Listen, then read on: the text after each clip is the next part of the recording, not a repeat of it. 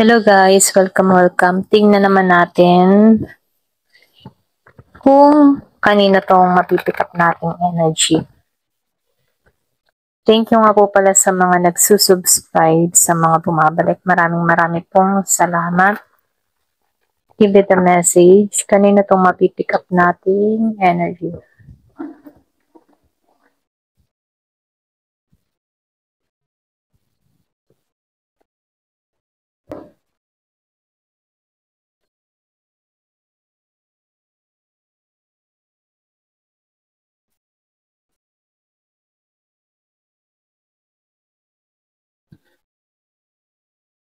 Meron akong nakikitang Virgo, merong Scorpio, Cancer, Pisces.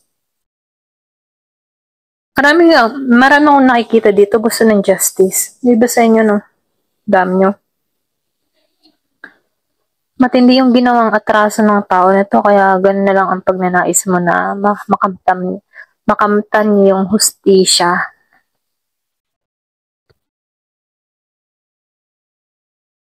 Meron akong nakikitang Capricorn, Gemini, Aquarius, and Libra. Dito, marami kang natutunan sa connection na to or marami kang natutunan sa buhay mo.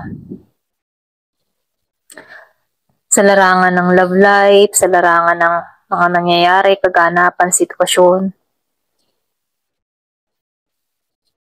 at pagsubok sa buhay, okay? Marami kang natutunan. Nakikitaan ko dito yung time na nananahimik ka, nagninilay-nilay ka, dun ka nakakahanap ng mga kasagutan sa mga tanong mo. Kumbaga maraming nagaganap sa'yo na kung saan dumalago ka. Okay? Nagkakaroon ka ng pangunawa dito sa mga nangyari sa'yo. Meron ako nakikitang tao dito na kahit nahihirapan, hindi siya nagpapatalo sa kanyang mga nararamdaman. Meron kasi itong naranasan na betrayal mula sa isang tao, pwedeng sa kaibigan, katrabaho, or pwedeng sa malapit sa kanyang puso, na kung saan merong hindi naging patas. Ganun na lang yung pag-ayaw ng tao na to na bumalik dito, okay? Yung matipong ayaw na niya. Ganun na lang yung pag-iling niya dito na ayaw niya na talaga. Yung iba sa inyo, usaping relasyon to, nawala yung tiwala mo sa tao na to. Hindi ka na masaya. Wala ka ng lakas na harapin tong tao na to. Merong lamat na, ganun. Kaya dito, ayaw mo ng bagong simula sa tao na to dahil sa mga matinding pinagdaanan mo dito, okay? Pwedeng inabuso ka, or pwedeng tinik advantage ka, or pwedeng inisahan ka, merong hindi naging patas sa'yo, mapatrabaho, relasyon, or sa sitwasyon, kaanak man yan o ano pa man yan, Nakikitaan ko dito yung betrayal. Masama ang loob mo. Pero ganun pa man yung pananahimik mo, merong dito nag-isolate, lumayo, or pwede ring umiwas na lamang para sa katahimikan niya rito. Umaasam ka na lang ng hustisya. Kasi wala ka namang laban kapag ipaglalaban mo pa yung sarili mo. Kaya dito, merong pag-surrender kang ginawa. Sinurrender mo ang lahat-lahat. So, lumalabas dito kaya sinurrender mo dahil ayaw mo na kasi rin makipaglaban, yung talagang magsasayang ng oras, laway, or mga boses, Ayaw mo nang makipagtalo pa. Kaya dito, mas pinili mo yung kapayapaan mo kaysa makipagtalo sa tao na to. Ayan. Yung iba sa inyo kasi napagod ka na lamang din dito. Hinahanap mo yung kasiyahan mo. Kumbaga para kagang nagtapon na lamang ng mga hindi nakakabuti para sa'yo. Alam mo yun? Para bang tinapon mo na yung lumang alaala mula sa tao na to na hindi naging mabuti para sa'yo. Okay? Unti-unti mong nililinis yung nararanasan mo or yung mga isipin mo. Okay? Kumbaga handa ka na sa pagbabago. Ayaw mo nang intindihin tong tao na to dahil alam mo dito na meron din tong karma. Okay? Kaya dito, yung pag-surrender mo, nafe-feel ko dito, dininig ka dito. Okay? Kaya dito, no, mahanap mo yung balanse, mahanap mo yung justice dahil napagloko ka dito. Ayan, merong nag-betray sa'yo eh. Yung iba sa inyo, naging ka ng matalino sa pagdesisyon, ano, yung bang tipo na hindi ka na nagpo-focus sa person mong ito, bagkus nagpo-focus ka sa ikaw unlad mo, alam mo yon. So nakikitaan ko dito, wala ka na rin kasing lakas na mas maging okay pa kayong dalawa. Alam mo yun, ayaw mong, ibang wala ka ng lakas para harapin to, alamin pa kung ano nangyayari dito sa taong ito. Kaya dito, mas pinili mong i-block na lang din to sa social media or pwede rin nag-deactivate ka. Alam mo yon. So nafe-feel ko dito, meron ditong lumayo, umiwas para sa ikabubuti niya. Ginising kasi ikaw dito. Ito rin nakikita ko kung kanina man tong energy, no? May paggising or pwede rin sabihin na gising tong tao na to na kailangan ng tanggalan to. So, nakikitaan ko dito, mas nag-focus to or mas ginugol niya yung oras niya sa trabaho. Sa pagkakakitaan, sa trabaho, pera na lang ang kanyang inuna dito. So, nakikitaan ko dito nag-iipon or pwede rin sabihin meron lang siyang gustong mapundar, mabili. Kaya nagpo-focus to sa kanyang kaperahan kaysa dito sa taong ito. Ganon. Excuse me. Meron na nakikitang Scorpio, Cancer, Pisces, malakas yung Pisces. Ano, meron din ako nakikitang Leo. Meron ding Virgo, Taurus. Malakas yung Taurus. Ayan.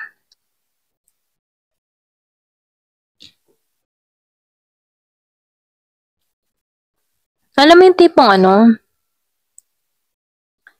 Meron na kasi ako nakikita dito kang person na dahil sa mga kalokohan na ginawa sa'yo.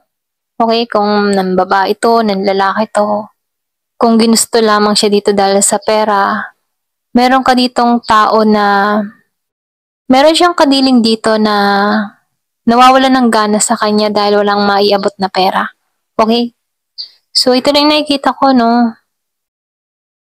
Kasi dito, meron kang kadiling dito na tao na unstable. Kung hindi siya stable dito, may problema siya pagdating sa pera. So, naitaan ko dito, kaya itong tao na to, ikaw yung naiisip niyang makakasalba sa kanyang sitwasyon. Kaya lang alam din niya dito na hindi na kaya pang hilumin yung ginawa niya sa'yo, okay? Kasi may lamat na. At alam to ng kadiling mo rito, no? Meron akong nakikitang tatlong tao dito. Iba sa inyo, kilala mo rin tong naging kalaguyo or naging third party. Or pwede rin ikaw ang ginawang third party dito, okay? So, nafe-feel ko dito, mabait ka, pure, innocence, or pwede rin sabihin na likas ka lang talagang mabuting tao. Kaya lang meron ditong nanamantala dahil sa kabutihan mo, okay? So, merong ahas. Pero ganun pa man, ano, kahit natukso tong tao mo dito, ikaw pa rin yung gusto ng tao na to na makasama. Ito lang yung nakikita ko dito. Kaya lang ikaw, masakit yung nangyari sa'yo kasi sobrang betrayal lang ginawa nito. Kaya, ganun na lang ang pag-ayaw mo dito. Pero ganun pa man, ano, nakikitaan ko dito, nagbabalak tong kitain ka. Nagbabalak tong puntahan ka. Madalas mo makita yung 111, 222, 444. Merong aksyon, merong pagbabago, or pwede rin sabihin meron ditong selebrasyon na mangyayari. Kumbaga, itong tao na to, tinatanggal niya or nililinis niya muna yung mga nangyayaring gusot sa kanyang buhay bago to tumungo sa'yo. Alam mo yun? So, kung marami tong mga problema sa kanyang buhay, ano, inaayos niya muna to bago to tumungo sa'yo. Pero balak pa rin ng tao na to na puntahan ka rito, okay? Kung alam nito yung bahay mo, ganun. Talaga may travel, ano? Meron travel. Bago tumungo sa'yo, kailangan ng travel. Alam niya na kailangan niyang gumawa ng aksyon. Kaya lang hindi pa sapat yung pera niya dito. Ito na yung nakikita ko, hindi siya stable pagdating sa pera. Pwede rin sabihin yung, for example, no, nag-iibang bansa to, tapos pag umuwi sa Pilipinas, walang income na pumapasok. pulos palabas, ganon. Kaya dito, no, walang pumapasok sa kanyang pera. Okay? Pero meron nung akong nakikitang travel eh. Hindi siya matagumpay dito. Ito lang nakikita ko, no, meron kang ditong kadiling na hindi masagana, hindi maayos. Hindi siya masaya sa kanyang kinatatayuan, ganon, or sa kanyang nangyayari sa buhay niya. Hindi siya masaya. Diba tipong feeling ng tao na ito may kulang at kulang pa sa buhay niya na hinahanap niya at ikaw yun. Ikaw yung magbibigay ng kabuuan para sa kanya dito, no? Ito lang nakikita ko dito. Ayan. Meron akong nakikitang Year of the Draw. Ayan. Year of the Horse, Year of the Dog, Year of the Rabbit. Ayan. Give me the message.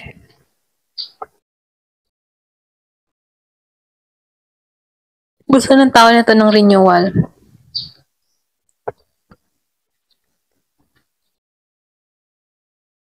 Merong picture. Merong nakatitig sa larawan mo. Gusto ng tao na to na gumawa kayo ng panibagong memories. Gusto ko niyang pakasalan dito. Okay? Gusto kanyang kitain, gusto kanyang mapangasawa, gusto kanya, okay, ikaw yung gusto niyang makasama.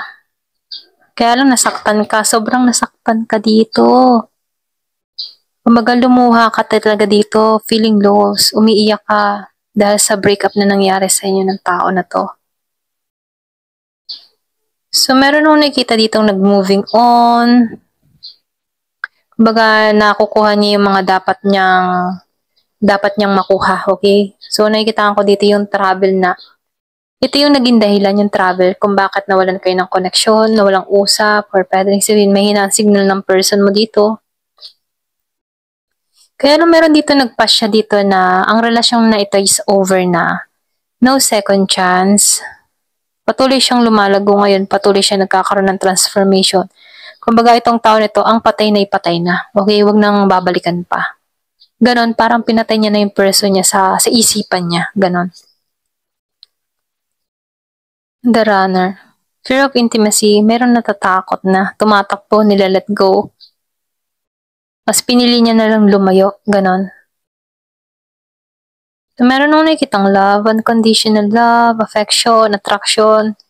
Yun yung nararamdaman pa rin ng taong ito. Okay, andun pa rin yung love, ganyan. So, meron dito engagement ring. Gusto ng tao nito ng partnership, union, pagkikita. Yung sinabi ko kanina, gusto kang asawahin or gusto ko niyang pakasalan, ganon.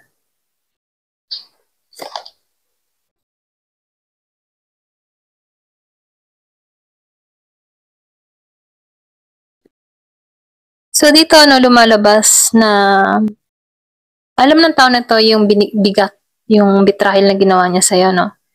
Pero papasok to ng mahinahon, papasok to ng friendly. Hindi ka nito bibiglain sa gusto niyang mangyari, okay? Kung kukunin muna ng tao nito yung kalooban mo dito. Ayan. Kaya lang itong tao nito, masyado siyang narcissist, love bombing, okay?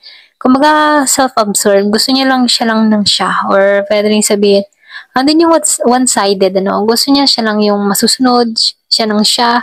Hindi kanya binibigyan ng pagkakataon na isabihin yung side mo, no? Gusto niya siya lang lagi, okay? Kaya dito, nakikitaan ko dito, meron ditong shock or pwede rin biglaan nangyari.